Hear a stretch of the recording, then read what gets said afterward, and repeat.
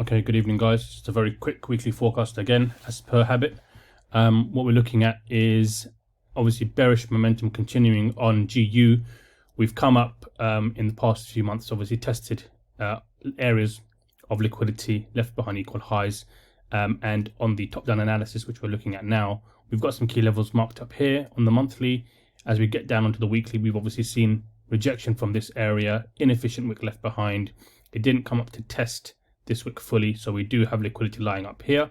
We've got a bearish momentum retracement happening at the moment, pull back down into liquidity and zones that were left behind from COVID in terms of being targeted for sells. Bearish bias at the moment. As we go down onto the daily, we can see that the market has started to retrace, and it's obviously taken out existing areas of lows. It's mitigated, change of characters occurred here. We've kind of got equal highs left behind, which shows that there is liquidity still lying up here.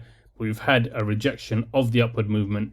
It's gone bearish, and we have continued bearish for the considerable past year or so, coming into this quarter of 2022. As I said, my bias is still bearish. We're looking to obviously continue to take out lows and respect highs that were left behind. As we get down onto this time frame, we can see that the market has come up. December came up, tested supply that was left behind from October, respected the supply, rejected, and is now continuing to reject. As we get down onto the lower time frames, we can see how it has done exactly the same thing, even though we have a complex pullback occurring here, where it's taken out previous areas of high that were remaining. It respected the originating move up here, didn't mitigate the daily supply fully, left behind equal highs and rejected from that level, and has continued to reject. So we are looking for sells as our pro trend bias. As we get down onto the 4 hour here and looking on what's happened over the past week or so, we can see a consolidation. There's an accumulation or distribution happening here, and we can see the pooling of liquidity on both sides. So we've got obviously topside liquidity pooling over here. We can see a wick up here spike. This was the news on Thursday, I believe, that kind of wicked up into this inefficient wick, took a bit of liquidity from here, sold down heavily, and then it's continued to actually bunch up. This is actually quite a big range. May also be termed a form of Wyckoff here as well, occurring on the lower time frame. So effectively, we've got consolidation. There's a range occurring. We've got liquidity being pooled both sides for the market to then make a decision on where it wants to go. As we get down onto the lower time frame on 1 hour, we can now see that we have areas of interest that we're kind of looking at. You know, crazy moves over the past week, huge moves in terms of the low to the high of the week.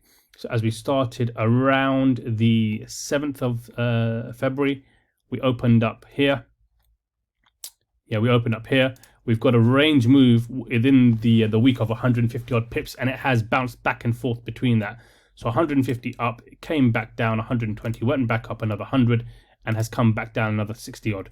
So, you know, very good trades that could have been caught both ways for a considerable amount of pips throughout the week. What I'm looking at now is I'm targeting certain areas that we're looking at on the lower time frame. So we have areas of weekly volume that's gone in and around this area that we'll be targeting. There's an area here from Friday that created the move to the upside, where we had a large volume of orders going in here as well to create the large move to the upside. And then we've got a key level here where the market rejected from and then sold back down tail end of Friday. So these are the areas that I'm kind of looking at the moment. As I said, we're in a range, so there's no real reason for us to create a bias, but we can see we're sitting very nicely between levels of supply and levels of demand. It's just literally a case of us working out exactly what the market's going to do. Pivotal areas that we'll probably be looking at, we're actually looking at certain areas to form a reaction off. And when we kind of expand this up, we can see that even if we drop down to the 30-minute time from this first time I think I've done it on these forecasts, we can see we're sitting at an area of high volume at the moment right now. There's a lot of volume gone in here on the week, which is the previous week. We'll probably be looking to test up into this area and possibly up into the key level on Friday where the market sold down from, to then continue sells. That's obviously a projection. This is something that we're anticipating. We'll have to see what the market does when it opens over Asia and see exactly where we fall. But the levels that I'm kind of looking at are in and around the supply above us, which also has left behind liquidity on the lower time frame. We've got equal highs up here as well. There's areas of liquidity and interest up here as well, which we can go for. But I think at the moment we're probably still bearish, even though we've had a huge push here. As I said, the work of schematic, you can kind of see it playing out within this box here. So if you want to go and reference this, we can see a work of schematic playing out there. I'm not really too big into it. It's effectively, to me, just equal lows, liquidity grab of the equal lows, and a move, which happens continuously again and again and again.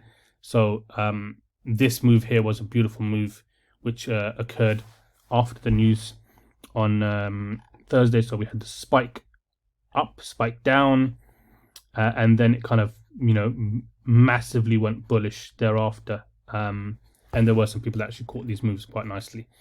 But at the moment, we're sitting in, again, an area of consolidation. We're looking to see which way the market goes, and we'll be looking at it in terms of our key levels that we've marked up here, how the market reacts to these levels, and where we would then look to get a safe TP and SL set.